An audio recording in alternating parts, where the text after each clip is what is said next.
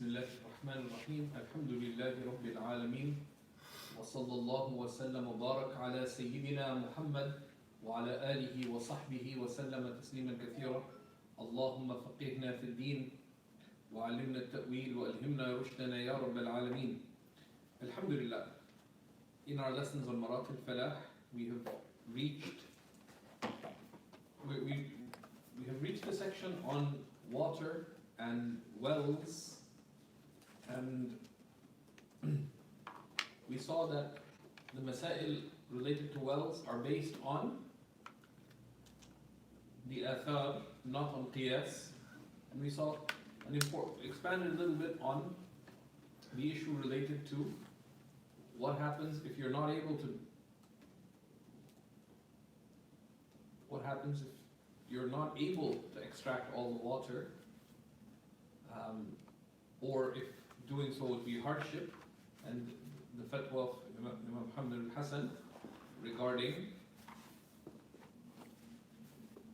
200 buckets, right? And that while the legally strong, what's the legally stronger opinion?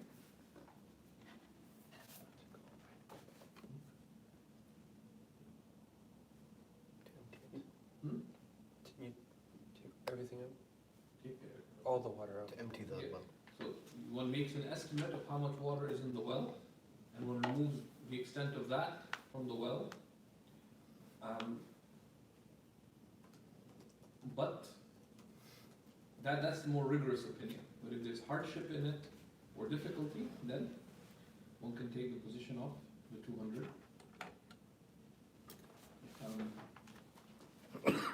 There's an example where the stronger opinion, the legally stronger opinion,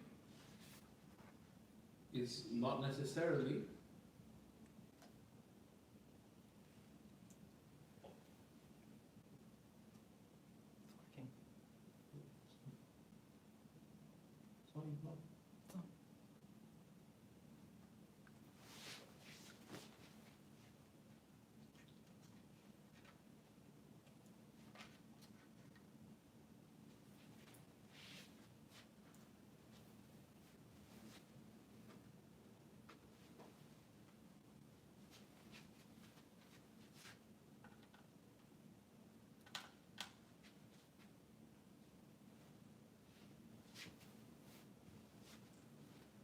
So that's what we saw last week. Inshallah, so we'll begin now. Bismillah ar-Rahman ar-Rahim. Alhamdulillahi Rabbil Alameen. Wa sallallahu wa sallam wa barak ala Sayyidina wa Nabiyyina Muhammad wa ala alihi wa sahbihi wa sallama tasliman kathira. اللهم فقهنا في الدين وعلمنا التأويل وألهمنا رشدنا يا رب العالمين.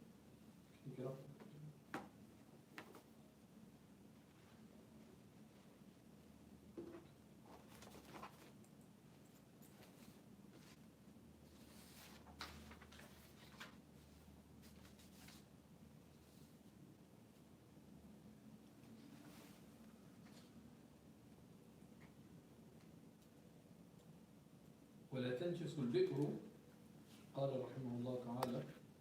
So now he mentions what are things that are excused.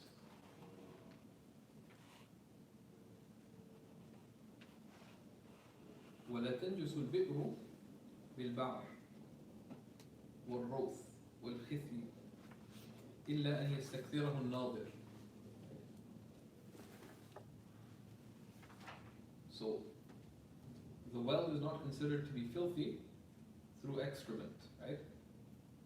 Of camels. So said بالبعر وهو للإبل والغنم وبعر يبعر من حد منع يمنع. So بعر is the excrement of camels and cattle. والروث للفرس والبغل والحمار, for horses and mules and donkeys. من حد نصر ينصر. Okay? نصر روث يروث. والخثي بكسر الخاء واحد أخثاء للبقر. So the plural is أخثاء, and that's for cows. من باب ضرب يضرب, right? خثى يخثي, right? ولا فرق. So the excrement of these animals, because these frequently drink from wells, this is excused. And he'll tell us the expression, unless it's a lot. ولا فرق بين آبار الأمصار والفلوات في الصحيح. There's no difference between wells in cities and the falawat, the countryside, according to sound opinion. Because some said that the need is only in the countryside, because it's hard to protect bodies of water there as opposed to the city. But people would also keep cattle in the city, so the exceptions made across the board. ولا فرق بين الرطب واليابس. There's no difference between moist and dry excrement. والصحيح والمنكسر, and that which is the excrement that is sahih, that sound, meaning that's unbroken, and والمنكسر, and that which is disintegrated. في ظاهر الرواية, according to the ظاهر الرواية. And there's a correction here made by Imam al-Tahtawi, that it should say al-Sahih. So the text is not changed, but this is not actually Zahir al-Riwayah. Right? That this is the sound opinion chosen by the Mashayikh, but the Zahir al-Riwayah is that excrement, if it's disintegrated, right, but it retains the features of excrement, then that would spoil the water. Because excrement that's together, there's a possibility of it not spreading. But if excrement has sort of become powdery, right, then it would affect the water. But but that was not, well, that may be theoretically more rigorous. They took this opinion practically, you say ala sahih, according to sound opinion, not zahir riwayah. لشمول الضرورة, because of the widespread nature of darura. Now darura, again, two usages, as we mentioned. Darura meaning necessity, and here because meaning genuine need. فلا تنجس, right? Or فلا تنجس. فلا تنجس الماء. It does not render the water filthy. إلا أن يكون كثيرا, unless it's a lot. إلا أن يكون يعني البعر, unless the excrement of the various types كثيرا, وهو ما يستكثره الناظر, and that's what the onlooker would consider a lot. Which onlooker? المبتلى. Right? And the مبدأ is المقادير لا تنصب إلا من قبل الشارع. Limits are only placed by the lawgiver. وما لم يقدره الشارع فالأصل فيه التفويض إلى رأي المبتلى. And that which the lawgiver has not given a specific limit for, it returns to the judgment of the mubtala, of the one affected. And that's a general principle according to Abu Hanifa. إلا يستكثره الناظر والقليل ما يستقله, and the little is that which the onlooker who's affected would consider a little. وعليه الاعتماد, and this is what is relied upon.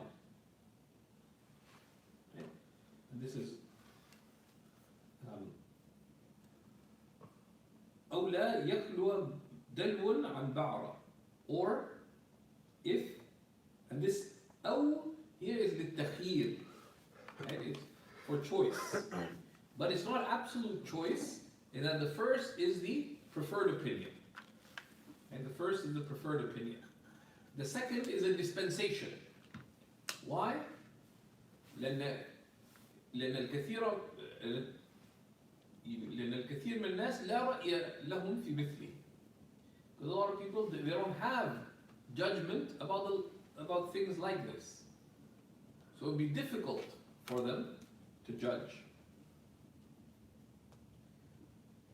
أو أن لا يخلو دلو عن بعض ونحوها, or the like, that no bucketful be free of some excrement or the like of it.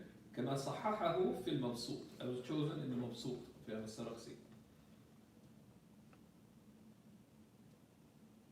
Right? So this is an approximation. Right? This is an approximation. And then he says, ولا يفسد,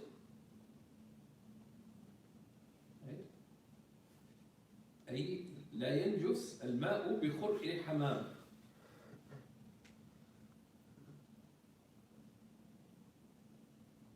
Didn't you read it? Yes. Why didn't you tell me? We read.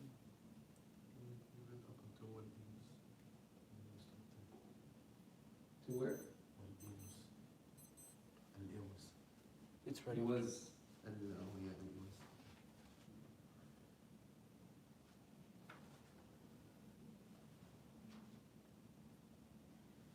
ولا يفسد أي لا ينجس الماء بخرق حمام. You can say خرق or خرق. With the excrement of pigeons. والخرق واحد والخرق بالضم مثل قرق وقرق. Right? So خرق refers to the category, the excrement. Individual dropping would be خرق. وعن الجوهري بالضم. And الجوهري, the author of الصحاح, said it's with a ضمة. كجند وجنود, like even an example of the pattern. So be خرق وخروق. والواو بعد الراء غلط. If you say خروق, it's غلط في اللغة. It's wrong in فصحى. And غلط is an error. It's a grave error. Bad. Like it's, because خطأ is a mistake. غلط is like totally wrong. خطأ is a mistake. That maybe you just got the judgment slightly wrong. But غلط generally is like way off. ولا ينجس بخرق عصفور, and it's not rendered filthy by the excrement of pigeons, of small birds. ونحوها مما يؤكل من الطيور, of that which is edible of birds.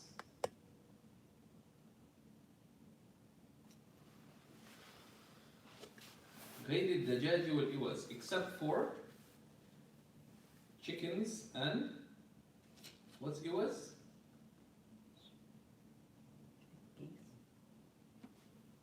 What's إوز?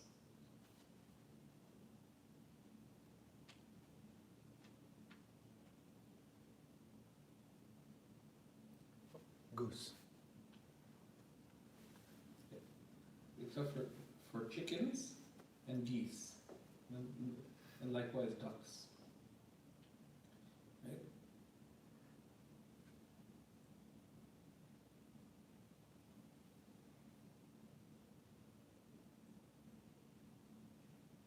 So the water is not rendered filthy by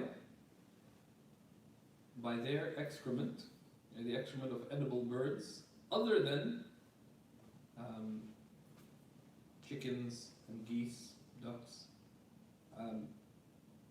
because in their case, it is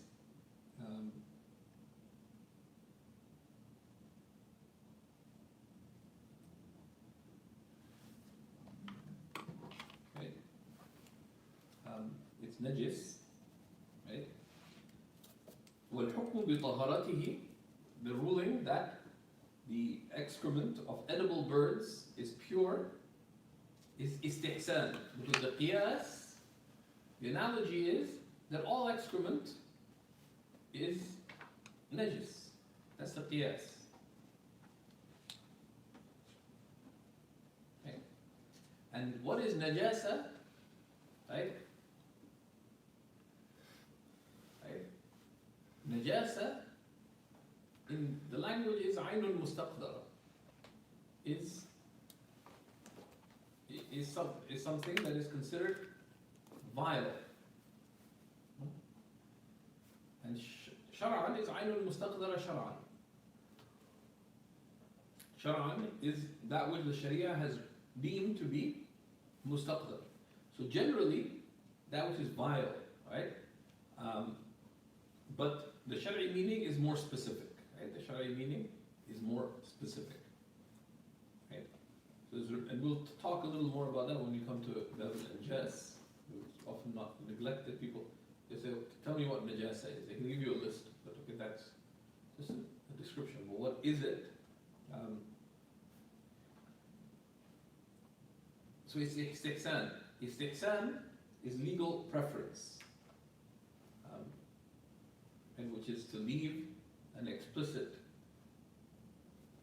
the more obvious line of legal reasoning for less obvious line of legal reasoning due to preponderating factors. It's excrement.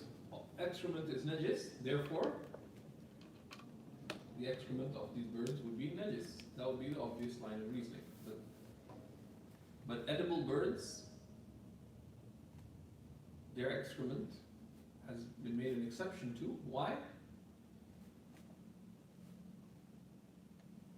Now the specific text that is mentioned here has some weakness in it. The text from al-Tabarani here, with this wording, has weakness in it, but there's a lot of basis to it from a whole pile of narrations. But the sunnah al-amaliyya is stronger, right? That there were pigeons and birds. There were pigeons in the prophetic mosque, and there were pigeons afterwards, in the time of the Sahaba and the Tabi'een and the Salaf, and they permitted for them to be kept, and did not expect them to be cleaned, the masjid to be cleaned from them. And they also mention wisdom about the differing nature of their excrement and so on, right? That it doesn't have the same, characteristics, but that's just more hikmah. So they say لأن النبي صلى الله عليه وسلم شكر الحمامة, because the Prophet صلى الله عليه وسلم expressed his gratitude to the pigeon. وقال إنها أوكرت على باب الغار. It nested at the door of the cave. حتى سلمت فجازاها الله تعالى المسجد مأواها. So Allah subhanahu wa ta'ala granted permission to keep the masjid as its resting place. So the great masajid of Islam, some of them, the very large jawami', they would have pigeons living inside the masjid, like you'd have at the Umayyad, for example, right? And elsewhere, and in the courtyards of the masajid, like the great masajid in Cairo that have large courtyards. Often, like the wind blows, you see all these pigeons flying across, and also the practicality, right? Because these pigeons become intimate with people and they live close to them. So there's also the meaning of haraj involved, right? Because they live more closely amongst people. They use them for their meat, for their eggs, but also they used to send messages, with them, and other reasons. فهو دليل على طهارة ما يكون منها. So this indicates the purity of what comes forth from it. Because were it filthy, then it would not be allowed to keep something that renders the masjid, that would make the masjid filthy. Because Allah subhanahu wa ta'ala has commanded, and طَهِّرَ بَيْتِي, that you purify my home, right? And that may apply most directly to the haram, but applies to all masajid, right? And other texts of the Quran and Sunnah of keeping filth from the mosques. So ودليل على طهارة ما يكون منها. And also ومسح ابن مسعود رضي الله تعالى عنه خرء الحمامة بإصبعه. Right? And Abdullah ibn Mas'ud simply rubbed the excrement of a pigeon that came on to him with his finger, right? And similarly related from Abdullah ibn Umar, right? Although in Abdullah ibn Umar's case, he used a stone to just scrape it off. And had it been najis, that would not have been sufficient from clothing, etc. والاختيار في كثير من كتب المذهب طهارته عندنا. So they differ that this is of edible birds other than chicken and geese or ducks, that it's tahir. That's a chosen opinion. Some said it's excused, right? It's excused, or it's najasa khafifa, but the chosen position is that it is tahir. This is of edible birds other than chicken, geese and ducks, right? واختلف التصحيح في طهارة قرء ما لا يؤكل من الطيور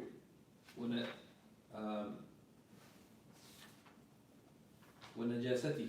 And the scholars differed as to whether the excrement of non-edible birds is pure or filthy.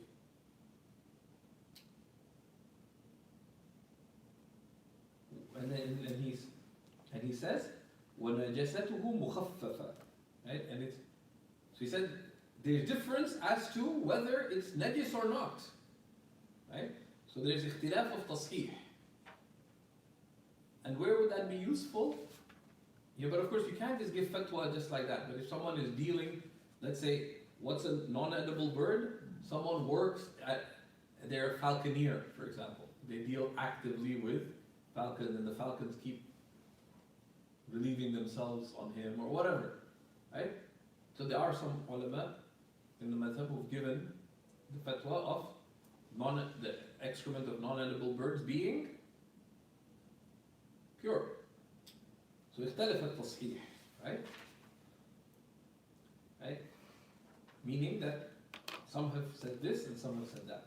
But then he says, and this is for non-edible birds, second type. So now we see three types of birds, right? Edible birds, except for ducks and geese, pure. Non-edible birds, and the third category is ducks and geese. Right? The chickens, ducks and geese. Which is najasa mughallada, right? And he says najasatuhu mukhaffafa, right?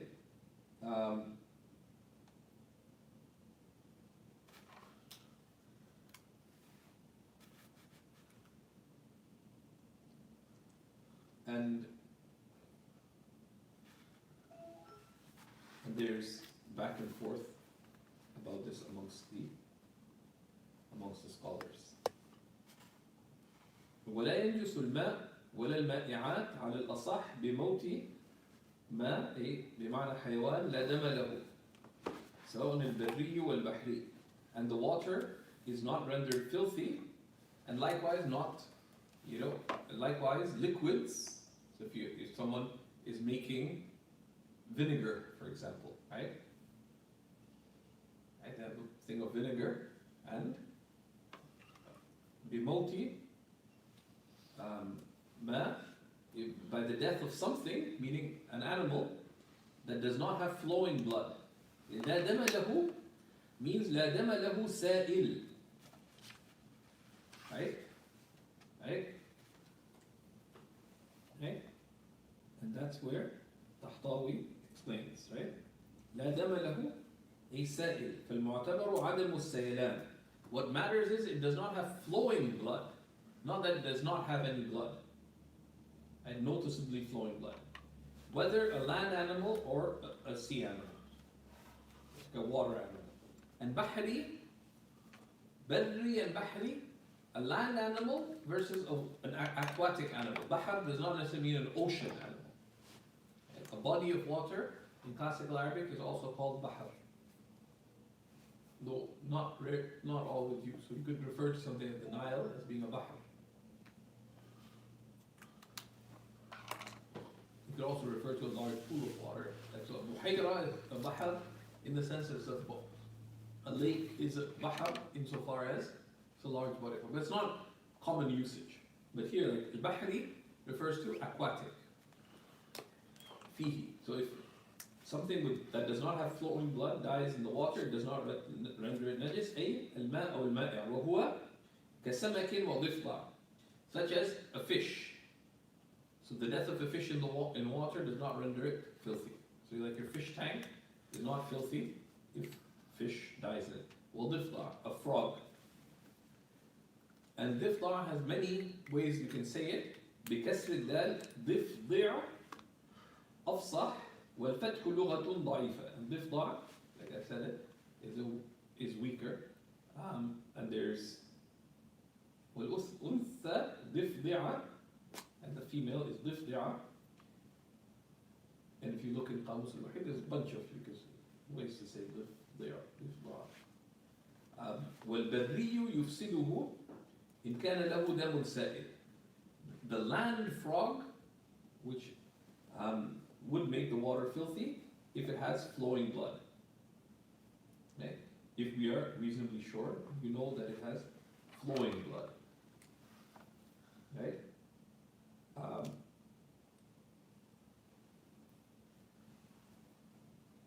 وحيوان الماء, and likewise animals that live in the water. كالسرطان. What's a saratan? Crayfish. Lobster. What's a saratan? Crayfish. Lobster. Where do you guys look? Handswear. Hmm? Handswear. What's saratan? I don't know what to do. No, no.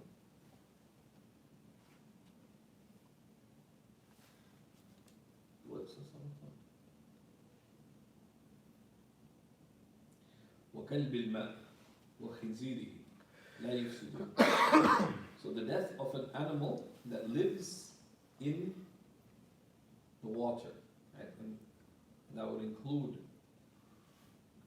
creatures like lobsters and crayfish, would include crabs, and other animals that live in the water primarily, does not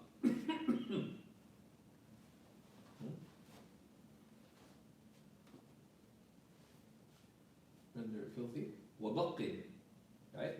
And likewise, like big flies. وكبار البعوض, like it's big flies. واحدة بقة وقد تسمى به الفسفس, which is like mosquito-like creatures. في بعض الجهات, in some lands. وهو حيوان كالقراد شديد النتن, and it's like fleas with an intensely bad smell. وذباب, right? This is a regular fly. وسمي به لأنه كلما ذب آب, and they say it's called ذباب because every time you cast it away, آب أي رجع, right? أي كلما طرد رجع, because every time it's cast aside it comes back. وزنبور, الزنبور is a wasp بالضم. وعقرب, what's a عقرب? Scorpion, right? وخنفس وجراد, like locusts. وبرغوث وقمل, right? Like fleas, or things that infest beds. What are they called? Ticks and bugs. Ticks and bugs. All these things. قوله صلى الله عليه وسلم. So all of these are excused from water. One, because they don't have najasa. What in it is najasa. Right? Other, because of the unavoidability of it. So that's a wisdom. These are very difficult things to avoid from water, given their crittery nature, right? But also because of the hadith of the Prophet ﷺ related in Bukhari and elsewhere, the Sunan as well, in Abu Dawood and elsewhere, right? That إذا وقع الذباب في شراب أحدكم فليغمسه ثم لينزعه. If if a fly falls in the drink of one of you, then dunk it in it and then take it out. فإن في أحد جناحيه داء وفي الآخر شفاء. Because one of the wings has an ailment and the other has healing. Right? This is related by Abu Dawood and right?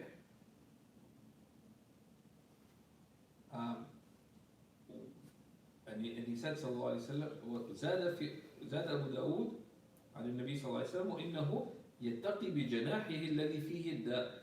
Right? It says it protects itself from the wing that has the ailment. Right? So this would indicate, so the Prophet's command to dunk it in the water would indicate that its death would not render the water filthy. And the same thing would then apply to the other types of critters. Similarly, what's the meaning in it? Meaning it does not have flowing blood. Because the flowing blood is najis. Non-flowing blood is not najis. Allah subhanahu wa ta'ala mentions in the Quran, أو دما مسفوحا, or flowing blood.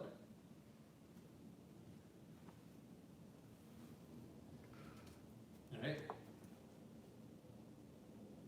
And similarly, the Prophet ﷺ said, يا سلمان كل طعام وشراب وقعت فيه دابة ليس لها دم فماتت فيه فهو حلال أكله وشربه ووضوءه. And this is a weaker narration that the Prophet ﷺ said to Sayyidina Salman that any food or drink in which a creature falls that does not have flowing blood and dies in it, it remains permissible to eat, drink, or to make wudu from. Right? ولا ينجس الماء بوقوع آدميا ولا بوقوع ما يؤكل لحمه. If a living human being falls in the water, right? So this wuqu' adami. We took at mautu adamiyan before, the death of a human being, right? Would render it filthy because a human being is a non-edible creature, right? And likewise, by the falling of an edible animal, كالإبل والبقر والغنم. إذا خرج حيا, if it comes out alive, ولم يكن على بدنه نجاسة, and does not have filth on its body, and he says متيقنة, that is known to be there with certitude. ولا يكفي مجرد الظن, right? Right? And just this thing that wooden animals urinate standing, so it must be on their thing. Can you see any excrement on it? No. You assume purity. Because animals tend not to crouch to relieve themselves, right? Kind of awkward for four-legged animals. That's why he said, وَلَا يُنظَرُ إِلَى ظَاهِرِ اشْتِمَالِ أَبْوَالِهَا عَلَى أَفْخَاذِهَا. And one does not look to the outward apparent likelihood of its urine being on its thighs or legs, right? Because basis of matters of tahara is facilitation. ولا يفسد الماء بوقوع بغل وحمار وسباع طير. And the water is not rendered filthy by the falling of a mule or a donkey or predatory birds in it. كالصقر والشاهين والحدأ. Right? Why? Because while the saliva of mules and donkeys would render the water to be mashkook, to be doubtful in terms of it being purifying anymore, but it does not affect the purity of the water, right? And also they drink from their beak. So the mules and the thing, their saliva is pure. It just affects whether we know it to be purifying. That's if the saliva got there in the first place. As for siba' al-tayr, predatory birds, If they fall in the water, we cannot be sure that their saliva reached, so we assume that it didn't. Right? So if a predatory bird went into the water, caught a fish, and when they're dunked fully in the water, you can't be sure that the saliva reached the water, so you assume purity. So it missed the fish, say, there's a fish in there. So you walk in, pick up the fish, say, thank you, bird. You could drink the water as well. Right? Small body of water. Okay. And we'll pause here, pray Maghrib, and then continue with Bi'idhnillahi ta'ala.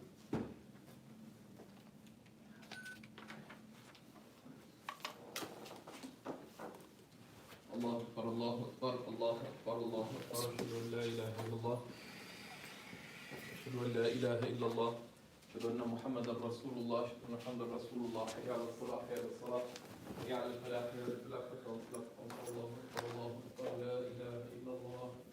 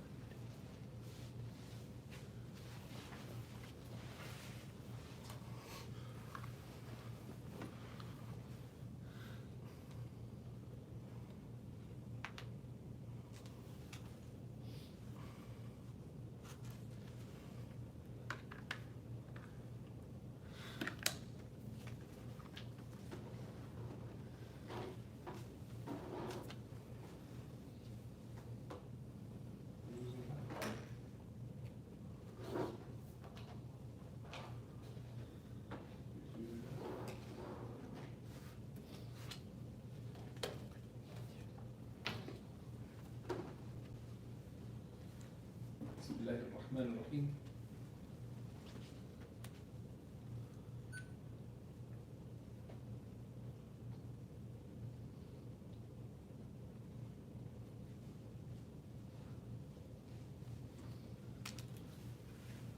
الحمد لله رب العالمين وصلى الله على سيدنا محمد وعلى آله وصحبه وسلم.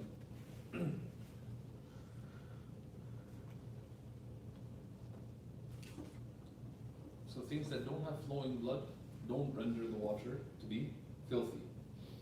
Okay? One of the reasoning.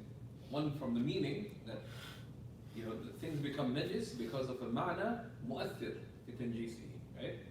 So why do animals render the water to be filthy? Because either their blood is najis, or their urine or excrement is najis, that reaches it, or when they die, their meat becomes najis, or their skin becomes najis. Because all of that comes from the najasa of their flesh and blood. But that meaning is not found in these creatures that don't have flowing blood. Right? So that's sort of the legal reasoning underlying it. لا ينجس الماء بوقوع آدمي. The water is not rendered filthy by the falling of a human being into it. Okay. We looked at that, sorry.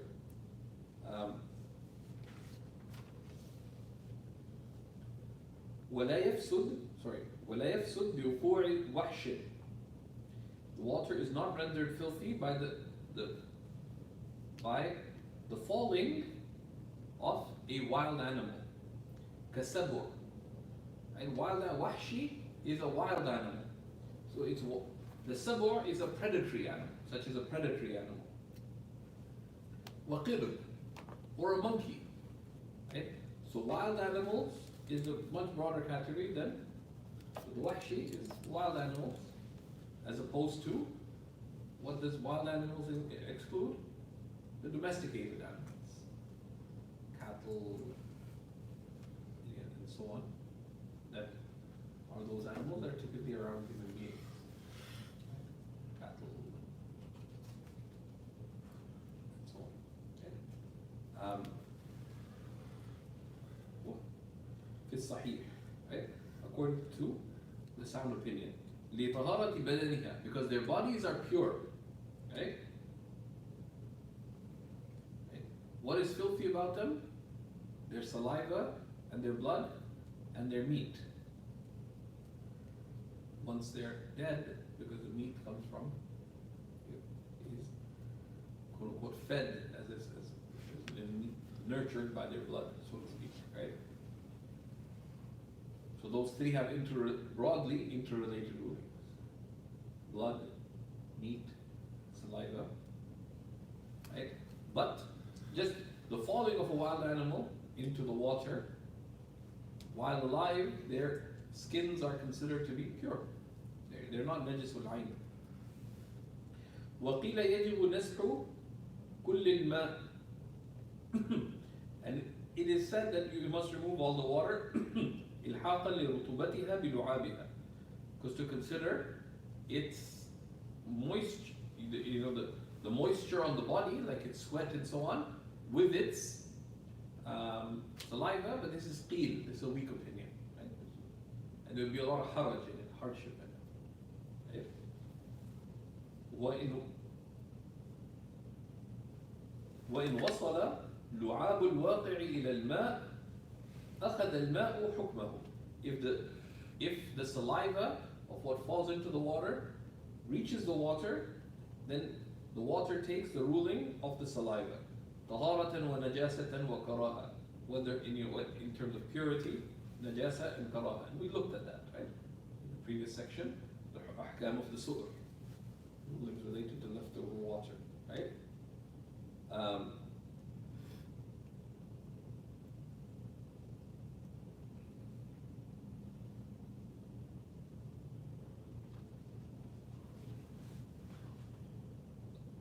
And Imam Tahtawi quotes from Imam al-Haskafi from his work Ad-Durr al-Muntaqa. Imam al-Haskafi's commentary on the Muntaqa al-Abhur, that the sweat of each animal follows the ruling of its saliva. However, the assumption is there's no sweat there. Right? If you see wetness, you assume it to be water rather than sweat. Right? So if you give a hug to a monkey on a hot day, and you got a lot of water on you, assume that the monkey was just in water, don't assume that it was sweating.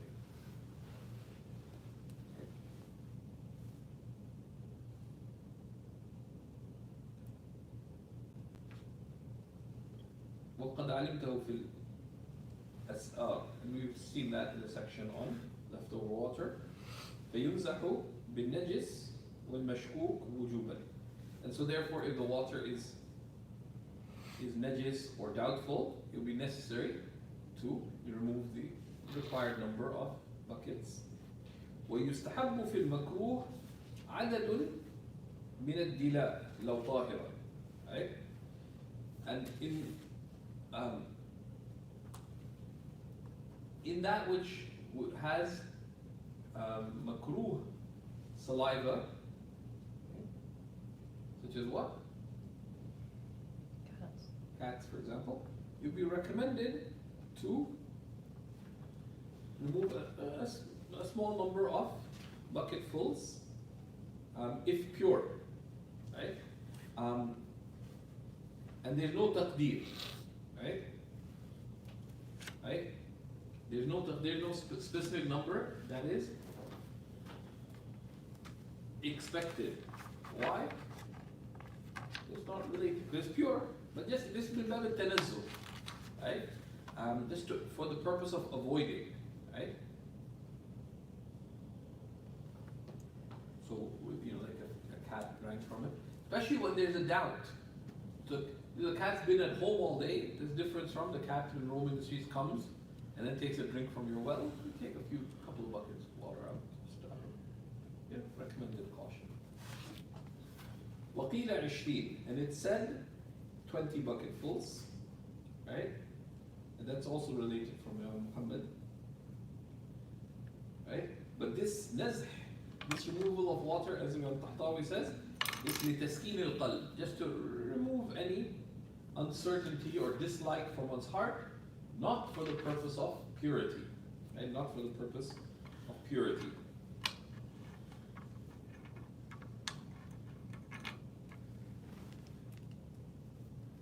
Okay. Then, what if an animal dies in the water? Right? So let's first, so he says, ووجود حيوان ميت فيها أي البئر ينجسها من يوم وليلة عند الإمام احتياطا ومنتفخ ينجسها من 3 أيام ولياليها إن لم يعلم وقت وقوعها. Okay? So if one finds a dead animal in the water, it renders it filthy, going back a day and night, according to Imam Abu Hanifa, out of necessary caution.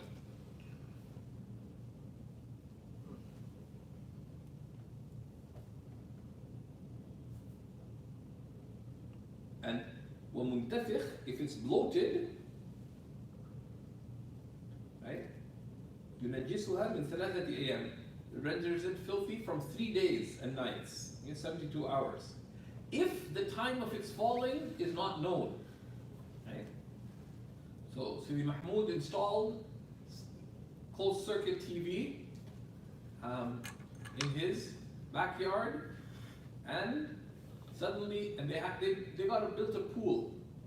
But Sidi Mahmoud decided that right when they're planning the pool, decided to buy a lot of books from Cairo, so they built a pool less than 5 meters by 5 meters. It ended up being a small body of water. Micro pool. There's some water left, some money left over between the small pool and the order of books. So he put in like a security cam in the back of the house. And then, much to his excitement, they found a dead, what creatures roam around Toronto? Raccoon. A dead raccoon in the water. Now, if you will see the position of Abu Yusuf and Muhammad in the commentary, the qiyas, legal reasoning would entail that what is the earliest possible time you ascribe it, because the asl is that تضاف الحوادث إلى أقرب الأوقات. If something happens, you ascribe it to the nearest possible time. That's legal analogy. Right? If you wake up in the morning, you see a dead raccoon, you assume it happened just hours ago. If you see it when you're heading to work, legal reason will tell you assume that happened after Fajr. And let's say you made wudu for Fajr, you made a nice little thing in the back. You're basically using the pool, and then you know how to swim? Let's say you didn't know how to swim, right? You're just using it as a glorified pond for water, for wudu. So you prayed in the backyard with all the brothers. So what happens? The qiyas would be that no one has to repeat anything. You found this dead animal in it. You say, and that's what Abu Hanifa's two companions, Abu Yusuf and Muhammad, said. Imam Abu Hanifa said, no. This is a matter of required ihtiyat.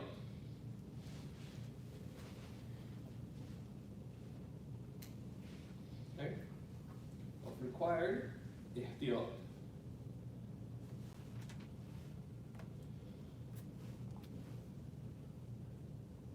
And these are the sort of areas at one level, at the level of following the ruling, you're either a mujtahid or a muqallid. And if you're a muqallid, you follow the imam in it.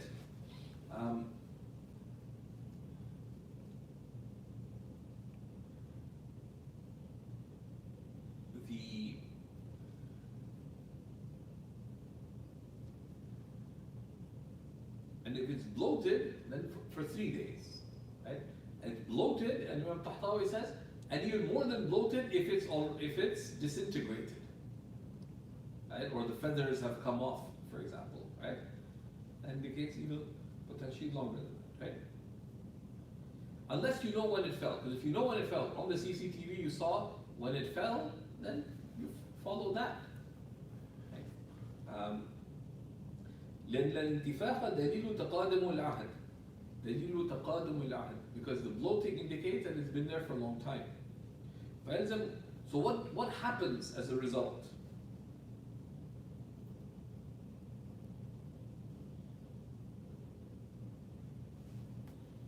Right?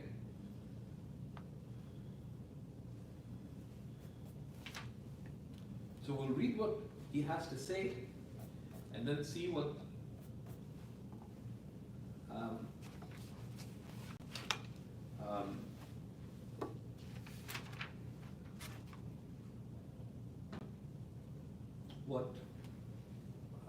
the relied upon position is. It's one of the rare places where what Imam Shumbulali is mentioning goes against the relied upon position in the madhab.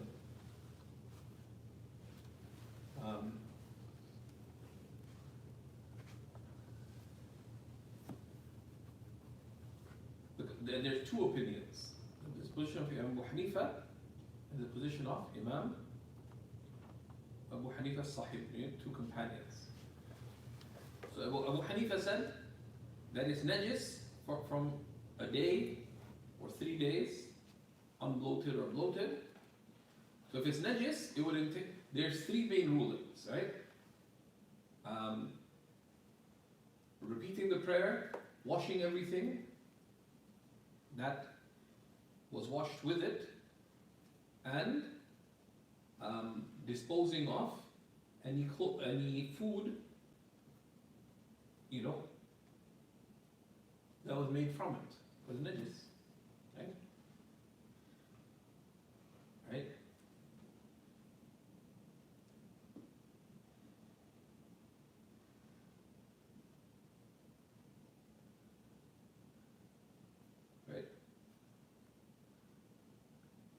water is either najis or tahir. So it was najis, then the hukm of najasa would apply to all of these. So according to Imam Abu Hanifa, and so Imam Ibn Abdin does tahqiq of this masala after detailing it, and it would appear that Ash-Shulubulani and others, and a number of others, followed Imam al-Zayla'i in this. Al-Zayla'i and a few others. Right? And if you just look at this issue in the mutun of the madhab, in the basic text of the madhab, if you look in, and one place to see what the mutun of the madhab say that's quite useful, is Multaqa al-Impure. It gathers that, the positions of the mutun, right?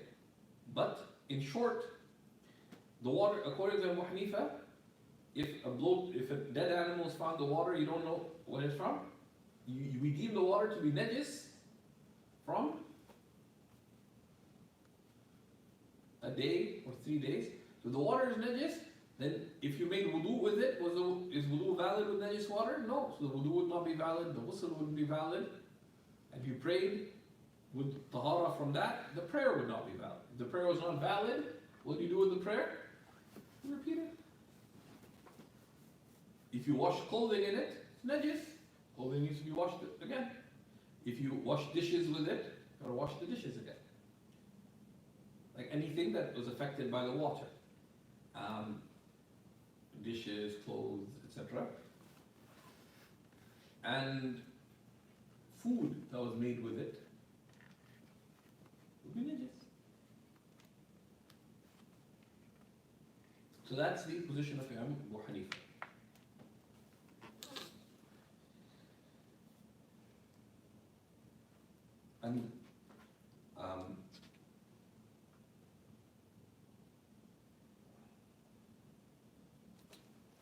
And I'll share the text from Ibn Abdin regarding this, remind me about that. I have it here. It'll be easier to follow that. So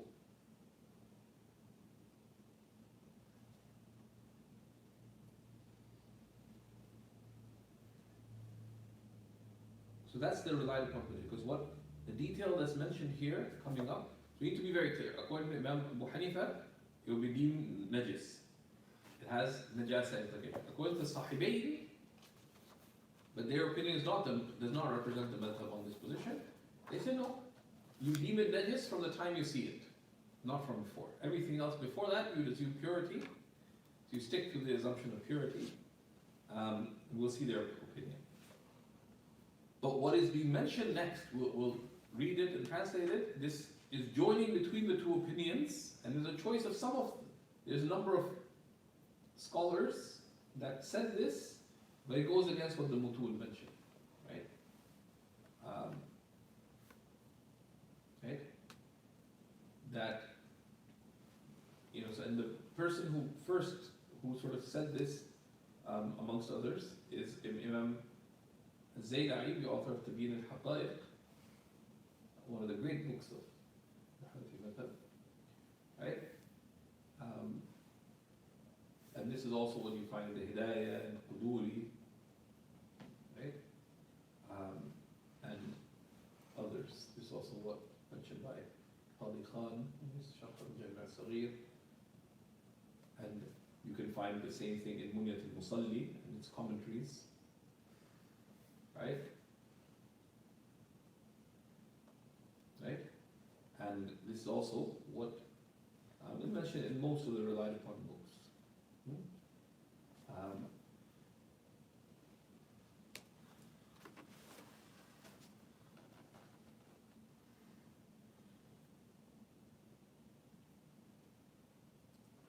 Now, it's not just that it's wrong, right? But why did they say this? So some of the scholars, the reason they said this, right, was there's a lot of hardship. Many people were not, especially if you consider throughout human history, the struggle for food was not a simple struggle, right? And water, access to water was not an easy matter. Right? So we say, okay, caution. Now, with prayer, does it cost you money to pray? No. Use up valuable resources by praying? No.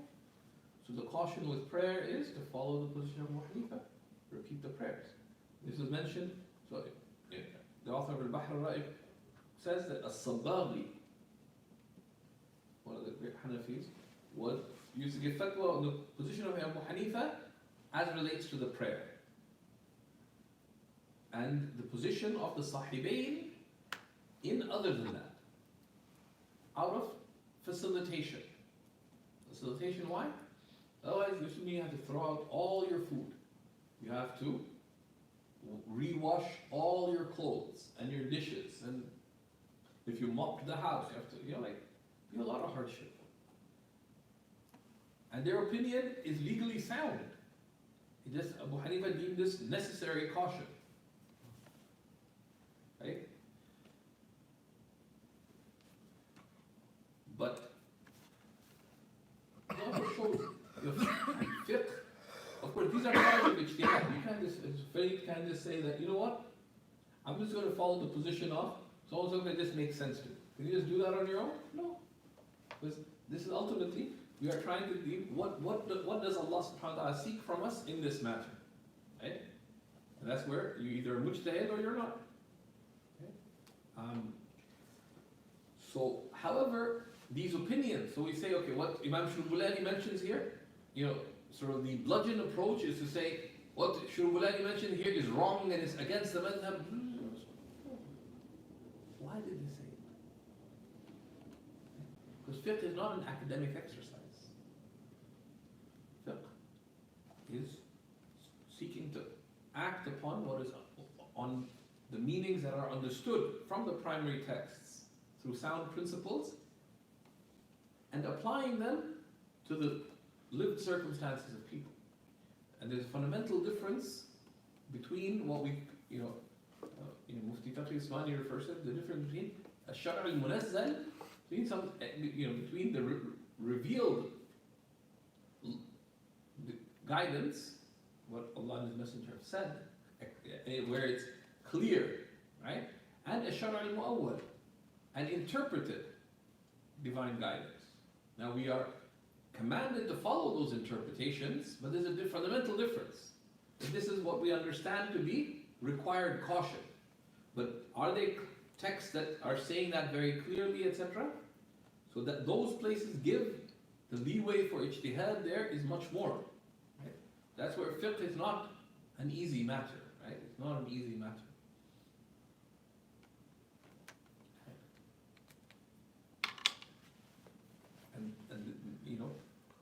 But also being brusque in just saying this is wrong and that's wrong with the great Imams of Islam is like nisbatuhum min al-jahl. It's saying that they're ignorant. If they're ignorant of this, you affirm ignorance and that they're not really that reliable, then ultimately what you're doing is questioning the whole enterprise. Right? So what's mentioned here is not purely the position of Abu Hanifa. Next. Right? But they gave this to act on the caution where there isn't hardship and to facilitate where facilitation is reasonable. But per se, the position of Abu Hanifa would be superior. Right? I was so happy when this happened in Jordan because we washed everything. Well, we washed everything. All the clothes that we knew that had been in the last load of laundry, etc. Everything was washed again. Out of caution, but we could do it. We actually didn't have much food to throw it in, But so he says the fa here is for tafriya, right? فَيَلْزَمُ إِعَادَةُ صَلَوَاتِ تِلْكَ الْمُدَّةِ. It is required to repeat the prayers of that time. I'ada, of course, is being used here in the general sense, right? Because i'ada, to repeat, i'ada is sometimes used for praying again what you've already done validly due to a deficiency. Right? But technically here it is qada. It would be qada because we're not saying you just repeat it in case it was not valid. According to Abu Hanifa, the prayer would not be valid because of the faqd shart al-tahara. Right? Okay. إذا توضأوا منها وهم محدثون. If they made wudu with it and they're in a state of ritual impurity. أو غسلوا أو اغتسلوا من جنابة. Or they made ghusl from janaba. وإن كانوا متوضئين. But if they were in a state of wudu أو غسلوا الثياب لا عن نجاسة فلا إعادة إجماعا. Then there is no repeating by agreement. And this is not musallam. Right? Right? This is not right?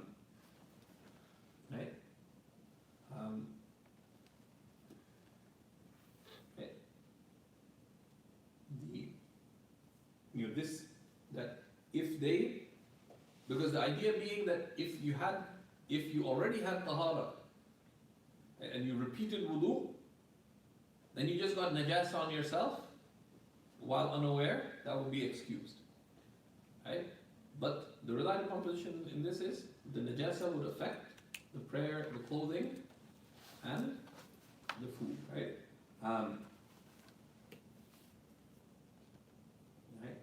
وإن غسلوا الثياب من نجاسة, if they wash the clothing from najasa, ولم يتوضأوا منها فلا يلزمهم إلا غسلها في الصحيح.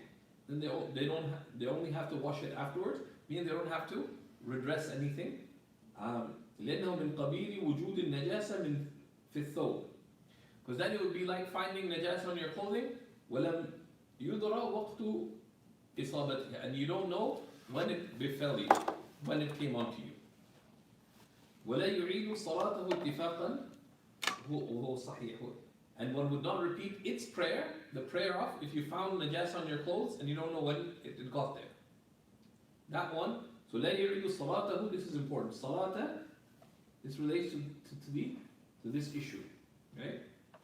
If you found najasa on your clothes and you did not know when it came on. So this tafri' here, this detailing, right? And it doesn't hurt to understand what they're saying, to diagram the whole possibilities in this section. The relied upon position is, as we will relate, that you have to repeat all the prayers and wash everything during the time, regardless of whether you prayed with tahara, whether you had wudu and this made you are renewing your wudu, etc. In all the cases. And Abu Yusuf and وقال أبو يوسف ومحمد يحكم بنجاستها من وقت العلم. Abu Yusuf and Muhammad said it is only deemed najis from the time that you came to know that it's there. ولا يلزمهم إعادة شيء من الصلوات, and they don't have to repeat anything of the prayer. ولا غسل ما أصابه ماؤها, and they don't have to wash anything في الزمن الماضي, in the past. حتى يتحققوا متى وقعت, until they're sure when it fell. Okay? And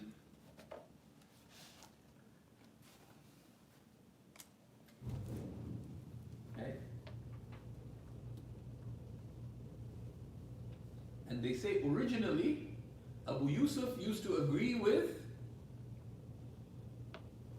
Imam Abu Hanifa on this issue. Okay? And so it's related from Abu Yusuf that I used to say on the issue of finding a dead animal in the water or bloated animal, or like Abu Hanifa says. But then I saw a predatory bird. I was sitting in a garden in a bustan, in a garden, and I saw a falcon or a predatory bird that had a dead animal in its beak, and it threw it into a well. And so the animal was bloated, wounded, etc. But when did it go and fall in the well? Just moment before. It didn't become like that in the well. Just so I return to the position of Muhammad. Right? Muhammad Hassan. But that is mentioned as a hikayah, as a cool thing, right? But the madhab opinion is Imam Hanifa. However, sometimes a mufti might give a particular person a dispensation, right? And some people, like, they're barely praying. And there's family members who are not religious. And this and that. Like, caution is the last of their problems right now, right? And they won't do it and this and that, so sometimes. But that's like a specific fatwa, la tu'ammam, right? But those things are left to people who are qualified to. So otherwise, our duty is to apply the relied upon position of the school, which is as described. Right? And if one thinks, okay, couldn't we apply the position, if there's a particular case, could we just use the position of the Sahibain here? They do is to consult trustworthy fuqaha who understand, and ask them until one develops that understanding also. Okay.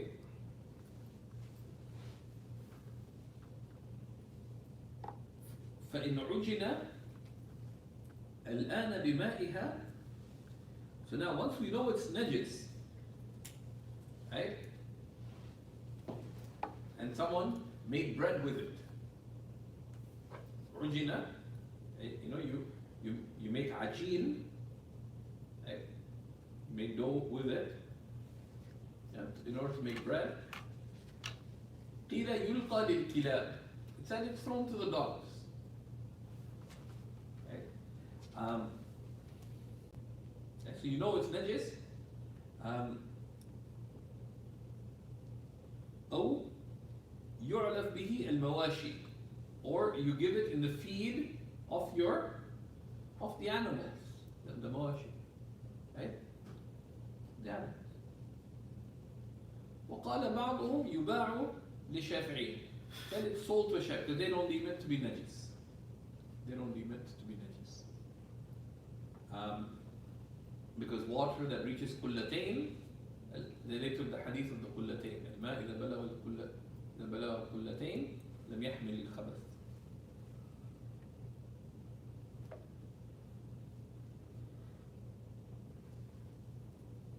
Now there is an issue with it.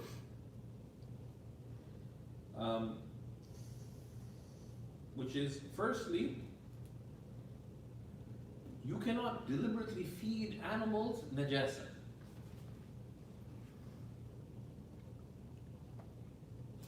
And that's the more rigorous position, right? And that which is najisul ayn, that which is najis, you can buy and sell it. Unless there's necessity, like for the purpose of fertilizer and so on, they made exceptions, because there's the necessity for that, right? If it has legitimate use and there's no other alternative. So now, what about pet food? There's fatwa to the contrary. But the asl is that you would feed, if you fed your pet, you would feed them slaughtered meat. But there are dispensations to the contrary. I asked one of the top living muftis in the world. I look into it. So I looked at it, found. He said, I've wondered about that for a long time.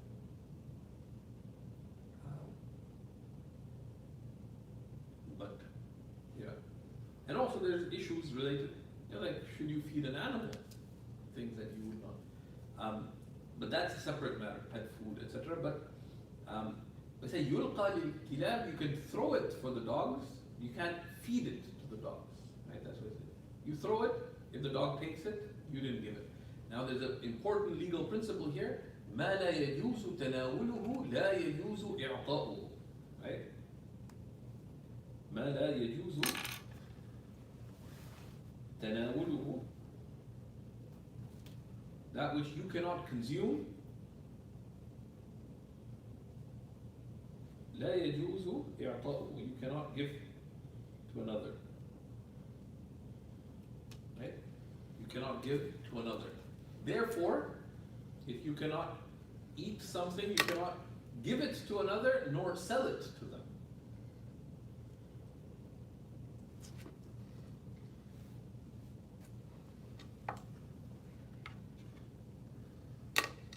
Similarly, if you believe something in hadith, you can't sell it to a Shafi'i because you believe it's not permissible. Okay. That's why they mentioned something like that meant to be like, almost like a joke. But, you know, Ibn Abdin is a refutation at this point. And then he says, so he mentions some furu'ah to close the chapter. He says, وَإِنْ وَجَدَ بِثَوْبِهِ مَنِيًّا. Right? If one finds many on one's thobe. Now the first thing is, how do you know it's many? This is, in وَجَدَ فِي ثَوْبِهِ مَنِيًّا, and then they're sure about it. There's many possibilities. Right? But if one's sure it's many, then أَعَادَ مِنْ آخِرِ نَوْمِهِ, then one repeats, you know, the prayers from the last time you slept. You will describe it, the nearest likely time, which is the last sleeping. وَفِي الدَّمِ لَا يُعِيدُ شَيْئًا. Right? But the many requires what? Requires ghusl. And so you repeat. وَفِي الدَّمِ, you found some blood, لَا يُعِيدُ شَيْئًا لِأَنَّهُ يُصِيبُهُ مِنَ الْخَارِجِ. Because if there's blood, you don't repeat anything, because it could affect you from externally. So that's the section on wells. So we're done with that, and we reach istinja.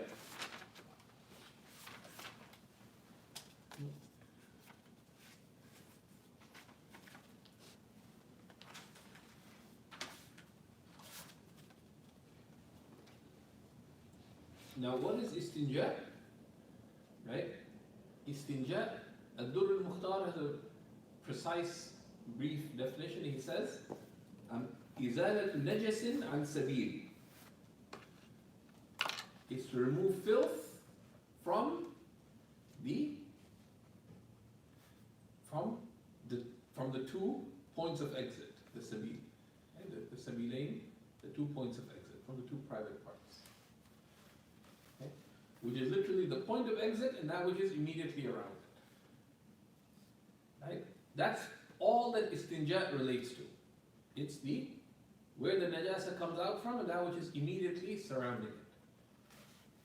Anything beyond that, so removing the filth from there is sunnah mu'akkada. Removing filth from beyond that takes the ruling of the removal of filth. It's simple.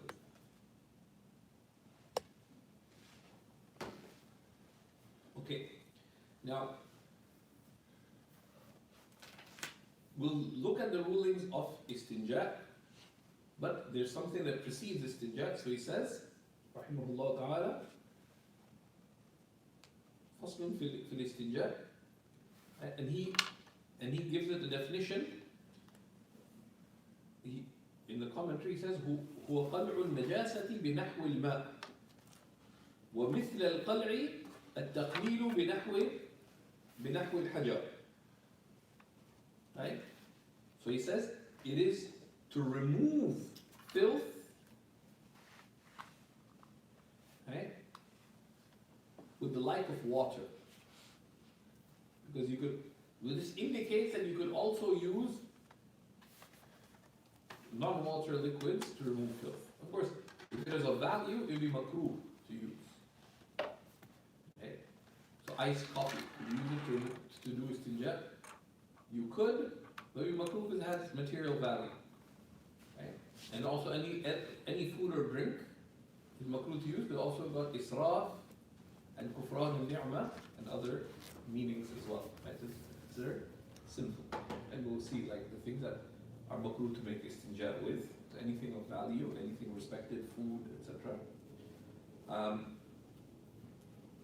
So to remove filth with the like of water, and like the removal of filth is at-taqleel, is to reduce the filth. بنحو الحجر, with the like of stone. Right? So that there, what are you doing? and this is an important point. That's why he uses the word qala to highlight the distinction that while you are removing, the stone, gets rid of the filth, right? Because zala yazulu is for it to go away. But Imam Shurul Bulali, like some other authors, use the term just to make the distinction clear between what water does.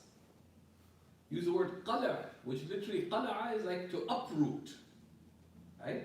So you have to extricate, right? To remove completely.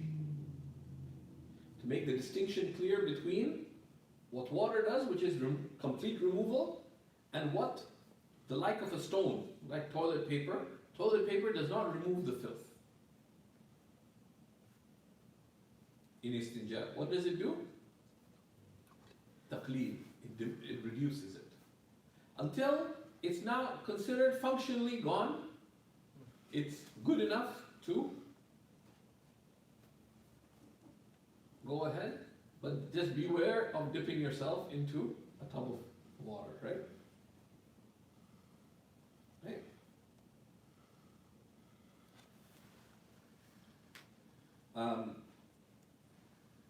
Imam al-Tahtawi says that it's this, because istinja is one of these chapters, where do you put it?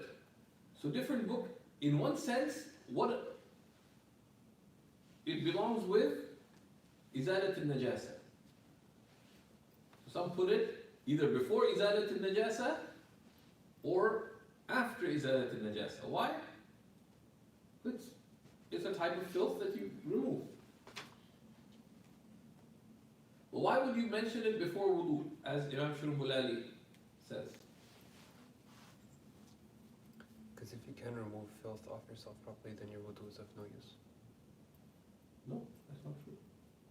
What if someone uses the toilet, defecates, gets up,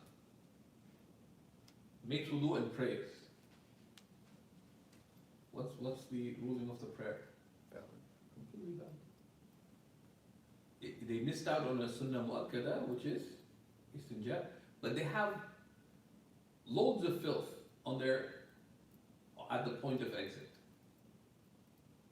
Does that affect the validity of the prayer?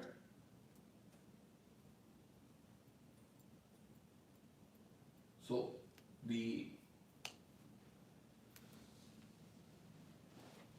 reason to mention it with the prayer is that istinja is one of the sunnahs of prayer. Right? And rather they say, as Imam Tahtawi said, وَهُوَ مِنْ أَقْوَى سُنَنِهِ. It is of the strongest sunnahs of wudu. The most common reasons for making wudu is they use the toilet. So making istinja before wudu is of the most important sunnahs of wudu. This mentioned, he quotes a book called al-Inaya, which is one of the great commentaries on the Hidayah. The Hidayah of Imam al-Maraqi, it has a number of many great commentaries. Two of the most important of the commentaries are, we'll just mention three just because it's something worthy. Number one is, as an explanatory commentary of the classical commentaries, the Inaya of Akmaluddin al-Babarti. Akmaluddin al-Babarti is very important. As an explanatory commentary of the Hidayah. Quoted a lot, al-Inaya.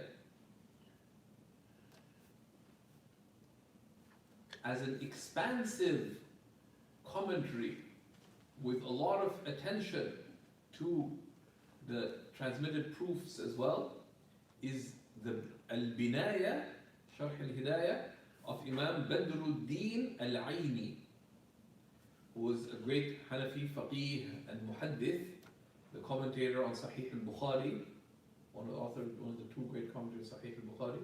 He also wrote a great commentary on Sunan Abi Dawood, also wrote a great commentary on Sharh Ma'ani al-Athar of Imam al-Tahawi, Imam al-Aini, and wrote many important books in fiqh. A Sharh on the Kanz, Sharh al-Tuhfat al-Muluk, and also but his commentary one of the larger commentaries on the Hidayah, and very respected, called al-Bidayah. And arguably the greatest commentary on the Hidayah is Fath al-Qadir by al-Kamal ibn al-Humam, who they often refer to al-Muhaqqiq ibn al-Muhaqqiq ibn al-Humam, al-Kamal ibn al-Humam.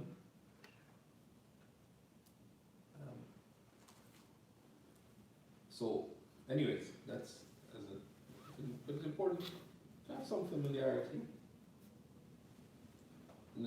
They differ. Where is the word istinja from?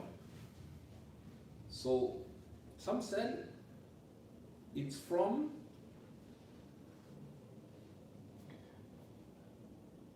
right.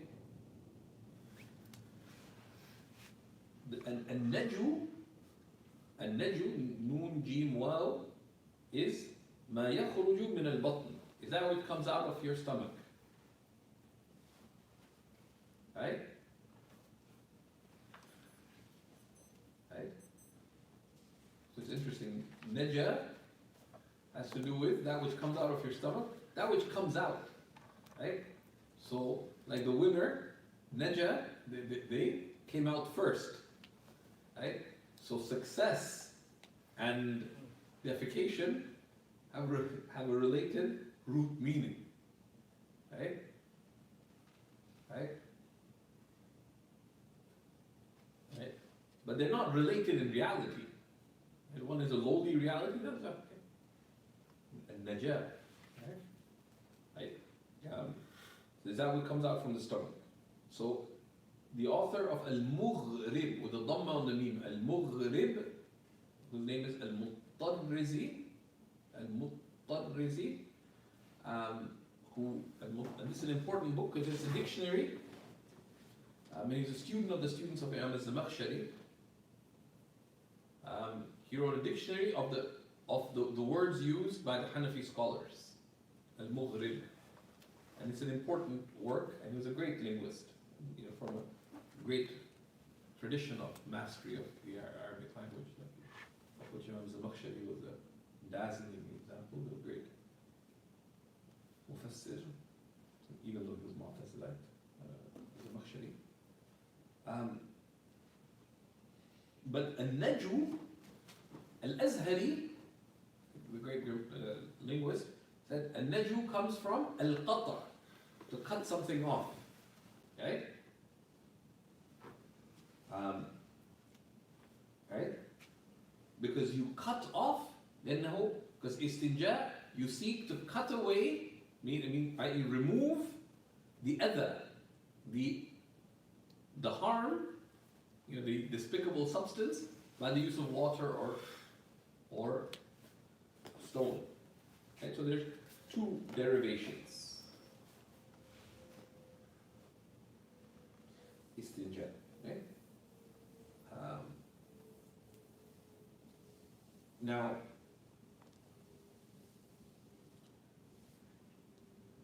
before istinja, istibra is required. For men, not for women. Istibra is طلب براءة المحل عن أثر البول.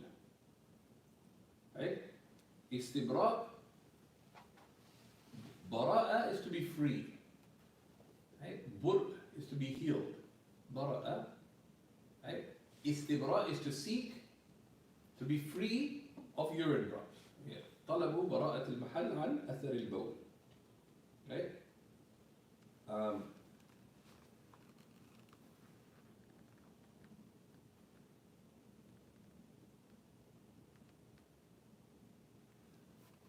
And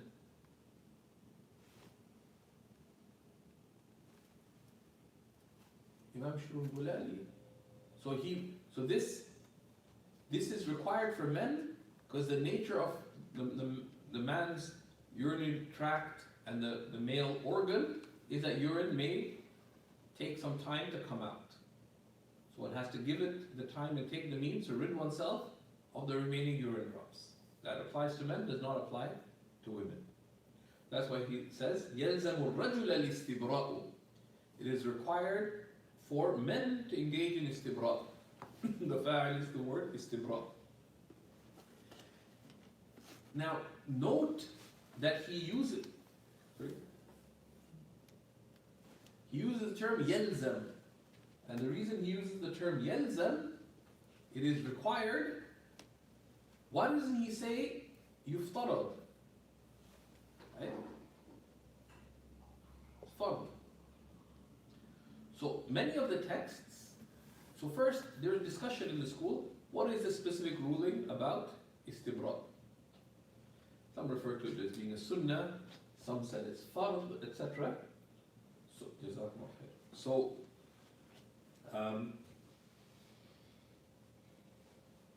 in the Durar, Mullah Khusro, rahmatullahi ta'ala alayhi, use the term yajib. It came out and it's wajib. Okay? But then Imam Ashrul-Bulali, in his Hashiyah of the Durar, is famous as Ashrul-Bulaliya, he clarifies that this is the highest level of wajib. Because there's two types of wajib. There's a plain vanilla wajib, and there's a wajib that its basis is dhanni, is probabilistic, the evidentiary basis is non-decisive, but its practical implication is the same as the fard. And this is also called al-fardul amali. It's a wajib that if not done, has the same implication as leaving a fard. It affects validity. مَا يَفُوتُ الْجَوَازُ بِفَوَاتِهِ. That if missed, permissibility is lifted. So why is that significant? Well, it's important to pay attention to how the scholars express themselves. Right? He did not say wajib, he did not say fard. He said yalzam. Also because if you say fard is also used for something that you're morally responsible for. What if someone relieved themselves and there's no urine to come out? Do they have to make istibra'? No. Okay? So it's not sought in itself. So it's not, it's required contingently. If there are urine drops remaining, then you must do this, right? So it's not, so fard is as if you've been directly made morally responsible for this. But it's not an end in itself, it's a means. So anyways, it says, يَلْزَمُ الرَّجُلَ الْإِسْتِبْرَاءِ عَبَّرَ بِاللَّازِمِ. He uses the term lazim لِأَنَّهُ أَقْوَى مِنَ الْوَاجِبِ. Because the term lazim is stronger than the term wajib. Because if the wajib is left, the action, though valid, is deficient.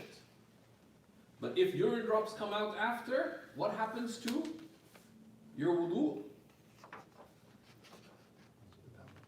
It's invalid. So مَا يَفُوتُ الْجَوَازُ بِفَوَاتِهِ. Permissibility is lifted if this is missed. لِفَوَاتِ الصِّحَّةِ بِفَوْتِهِ. Because validity is missed if this is missed. So this also referred to as وَهُوَ الْفَرْضُ الْعَمَلِ. So the wajib is of two types, right? The wajib is something that is required if established with a text that is dhanni. Right? And we'll be looking at that further when we come to the fara'id of wudu, and later we'll look at the levels of rulings. Imam Tahtawi has a really nice breakdown of it, we'll come to it. Right? And we've talked about that before in previous classes, right? So we won't go too much into that. But from the wajib are certain things that, though established by evidentiary basis that's dhanni, given its implications and related considerations, the mujtahid deemed it akin to the fard in its implications. So it's wajibun thubutan fardun amalan. Right? So it's sometimes called the fardul amali. Wal-wajibu thubutan, wajib in terms of the evidentiary basis, fard in terms of its consequence. Which is what he says here. يعني لفوات الواجب لفوات الصحة بفوته. لا بفوت الواجب, which is not the case if the mere wajib, the plain vanilla wajib, so to speak, the wajib al-adi, is missed. Okay. So that's an important So Imam al-Tahtawi here tells us something. He says, leaving istibra' حتى كان تركه من الكبائر. Leaving istibra' is of the kaba'ir. Right? And that's where you need the Prophet ﷺ, right, warned about the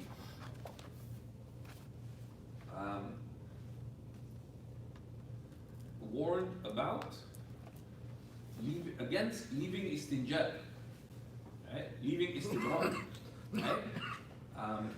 And he passed by a grave and two people were being punished, and he said they're not being punished for something great, meaning in their own estimation, wrongfully. One was punished for what? For tail-bearing. And the other was punished for not ridding themselves of urine drops. Of course, it's not the fact that they didn't rid themselves of urine drops, it's all the implications of that. You don't rid yourself of urine drops, and then you make wudu right away, your wudu is broken. Right? وَمَنْ لَا استبراء له لا وضوء له ومن لا وضوء له فلا صلاة له ومن لا صلاة له فلا دين له ومن لا دين له لا آخرة له. Okay? As one of the scholars said. But the practical thing is, if one, and there's a whole section, right?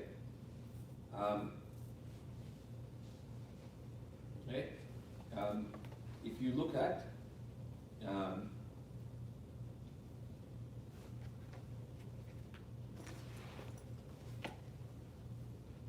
الترغيب والترهيب of Imam, right? Imam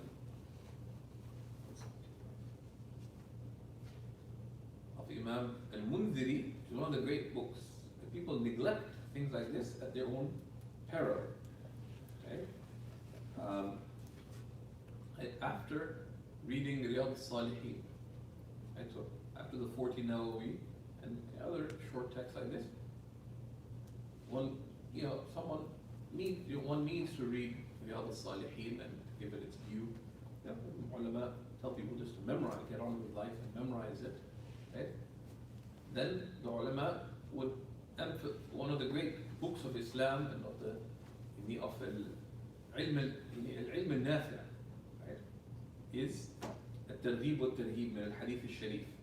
The author Imam al-Mundhiri gathered the hadiths related to targhib, to encouragement and to warning, from 15 major hadith collections. Okay? And he commented on the strength of the hadith and so on. Most of the modern editions do devastatingly bad job at the hadith demarcation, but these hadiths on reward and encouragement, okay? But and there's many warnings of the Prophet ﷺ regarding it. So there's a whole section, الترهيب من إصابة البول الثوب, the warning against urine reaching one's clothing, وغيره وعدم الاستبراء منه, and not ridding oneself of urine drops. Okay? So amongst them is the hadith related by Imam al-Bukhari. Okay? In a number of narrations, right? And the one we'll read is one of the wordings of Imam al-Bukhari. It's also related by Muslim and Abu Dawood and Tirmidhi and Nasa'i and Ibn Majah, so رواه الستة بألفاظ متقاربة. عن ابن عباس رضي الله تعالى عنهما, from Ibn Abbas, أن رسول الله صلى الله عليه وسلم مر بقبرين, passed by two graves, فقال إنهما يعذبان, they're both being punished. How does the Messenger say? Because he is. What is a Nabi? He is man, someone who's granted revelation. Right? And revelation is both the recited revelation and the unrecited revelation. Right? And of the unrecited revelation is that which he is commanded to convey to us, okay, of his guidance and teachings. But there are other things that is not divine knowledge that he has granted, right? إنهما يعذبان وما يعذبان في كبير. In some narrations في كثير. And they're not being punished for something big. أي في زعمهما الفاسد. In their wrongful imagination, they didn't think it's a big deal. And then the Prophet said, بلى إنه كبير. Nay, it is indeed big. أما أحدهما فكان يمشي بالنميمة. As for one of them, he uses spread, tailbearing, right? وأما الآخر فكان لا يستتر من بوله. As for the second, he would not literally يستتر, he would not cover from from urinating, right? And the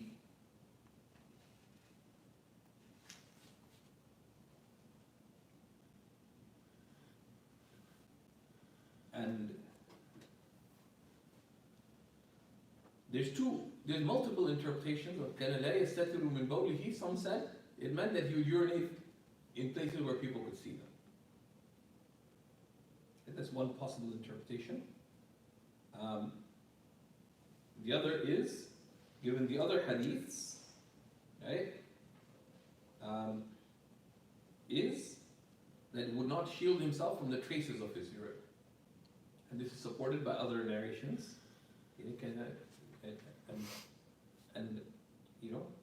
And al-Bazzar and al-Tabarani and al-Hakim and others relate from Ibn Abbas رضي الله عنه قال رسول الله صلى الله عليه وسلم عامة عذاب القبر في البول. Much of the punishment of the grave comes from urine.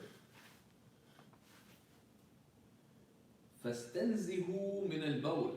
So shield yourself from urine. In other words, عامة doesn't only mean most of it necessarily. But they said minhu, that, and there's many different interpretations of how these words are understood. Similarly, amongst them, عامة عذاب القبر من البول. أي من البول is من البول from the like of urine, right? That are from things that people deem small and relax about, but were actually big and had major consequences. Wallahu a'lam. But the point, not to lose the point of the warning, he said, فَاسْتَنْزِهُ مِنَ الْبَوْلِ. So, shield yourself, nazaha. From that you have tanzih, affirming transcendence. Distance, shield yourselves from urine. How? By istibra, right? And this is also related directly from the Prophet ﷺ as well, with a number of narrations. And there's many other narrations from the Prophet ﷺ. But the point being that this is a significant matter. Okay? Istibra is a significant matter, and taking care, likewise, of the adab of the toilet is a significant matter. So we'll be looking at that. Bi'idhnillahi ta'ala. I would encourage you though, please, to read on the adab al-Khala, the adab related to the washroom from Riyadh al-Salihin, for example, because there's many adab there. And these adab al-Khala can also be found in, inshallah, in time for next class, we'll share some of the adab al-Khala from. So it's important to see the texts related to it. We'll also see some of the fiqh related to it from elsewhere, because some more detail is mentioned, and this has practical implications. Okay?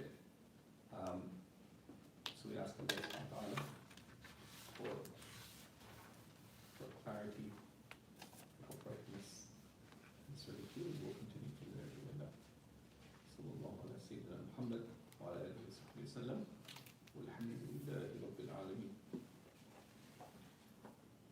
Any questions?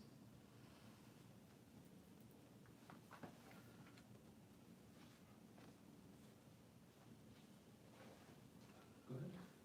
Related to istidrak, I was trying a real scenario that one of my friends, he used to not do istidrak and he knew that he would have like droppings this way, but I don't know if he was going to do wudu before the drops come out or after, so I don't know. What would be the ruling for his prayers? After the fact, one would assume that they're valid. Okay? Most people don't make wudu right away. Okay? So they say the irreligious would do better there than the religious. Because the religious, there's a bunch of rulings where being religious would invalidate your worship and being irreligious would validate your worship. They say one is fi tark al-istibra'. If someone who's religious and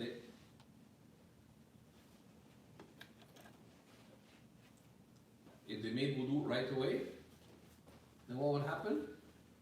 Their wudu would be invalid. Likewise, if someone did ghusl and didn't rinse mouth and nose, then if they were religious or they didn't wash their mouth, right? If they're religious, their ghusl would likely remain invalid, but if they're irreligious, it would be valid. Why? Because someone who were religious, they're following the sunnah, they would be drinking in sips. So what wouldn't rinse the whole mouth? But if they drank in gulps, the whole mouth would be rinsed. So a number of one does following the sunnah invalidate one's actions, and not following the sunnah validates one's actions. There's a whole number of issues like that. وصلى الله على سيدنا محمد وعلى آله وسلم والحمد لله رب العالمين. Let's try to have the classes set up